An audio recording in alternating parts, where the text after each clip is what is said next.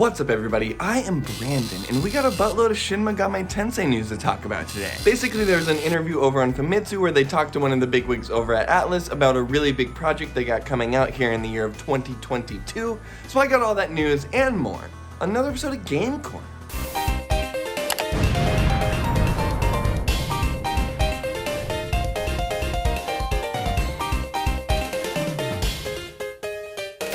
Really quick, if you like what I do, please like the video, subscribe to the channel if you'd like to see more, and I won't waste any more of your time.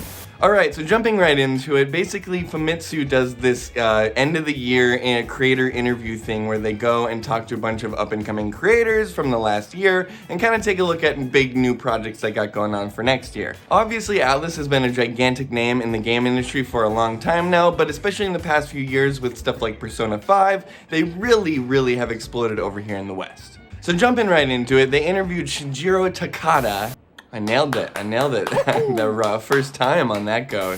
Anyway, they interviewed Shinjiro Takada about what they got going on here in the next year, and he said that they got a very big game coming out here in the year 2022. He goes on to say that it will further solidify the company's status as a premier Japanese studio, and that I chose challenge as my keyword for 2022 in hopes to release a title to the world that will become a pillar for Atlus. The staff are working hard on development to make something that'll be interesting and satisfying for everyone. So I'd be happy if you could look forward to it. I love that little bit at the end there. He's like really pumping this up. He really wants you to get excited about this. Anyway, we do know of 3 games that will be coming from Atlus in the next year or next few years. Those games are Persona 4 Arena Ultimax, which we got coming on March 17th, 2022. Aegis Rim 13th Sentinels, which is actually just a Nintendo Switch port. That's coming out April 22nd, 2022. And then a couple other projects that we really don't have much information on, like RE Fantasy. With us having just passed the Persona anniversary, I could see them really kind of trying to push for a Persona 6 here. Like I said, Persona 5 really exploded over here in the West especially, and has definitely become one of the most popular JRPGs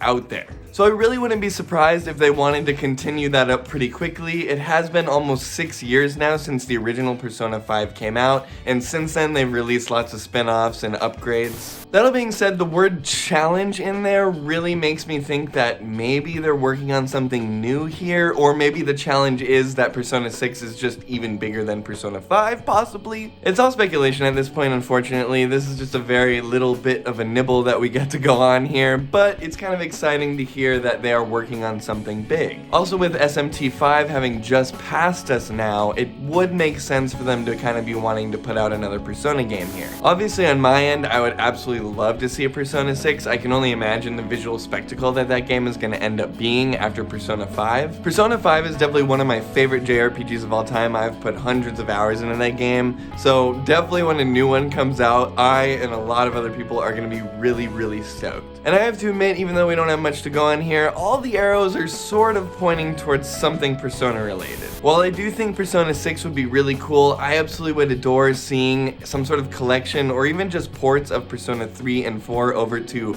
all the modern consoles. Those games in particular are kind of stuck on the PS Vita, PSP, and I guess Persona 4 is on the PC now, and PS2 to be fair. But it's really hard to play most of these games on any modern console, and it would be really cool to see them kind of package all that up into one big collection and kind of hand that out at, you know, a $60 price point. I don't even need anything special. Just slap those on a disc and hand them over to me on my PS5 and I would be more than happy. Especially since this anniversary, we really haven't been getting like what I've wanted out of the Persona series. They've been dropping a lot of like these arena ports and stuff like that, and I'm just not really here for all the side content that comes out of the Persona series. I'm more of like a mainliner, you know, when it comes to like SMT mainline or Persona mainline, I'm totally down with that, but I don't want anything to do with like some dance game or some arena fighting game. So yeah, I think either of those could be really cool. Persona 6 or even some sort of collection or just some ports ports over to new consoles. Definitely sounds like they got something really big up their sleeves, and I definitely wouldn't be surprised to see this even just blow up in our face and become some sort of new IP altogether. So once again, take everything I'm saying with a huge grain of salt. This is all just skepticism at this point. Anyway, that's about all the Shin Megami Tensei news we got for today. Unfortunately, I know every time we get a little bit, it's always fun to kind of delve in and discuss this sort of stuff. This was the Game Corner on Atlus's 2022 pillar that hopefully we'll be hearing more about here shortly. Anyway, I'm Brandon. This was Game Corner.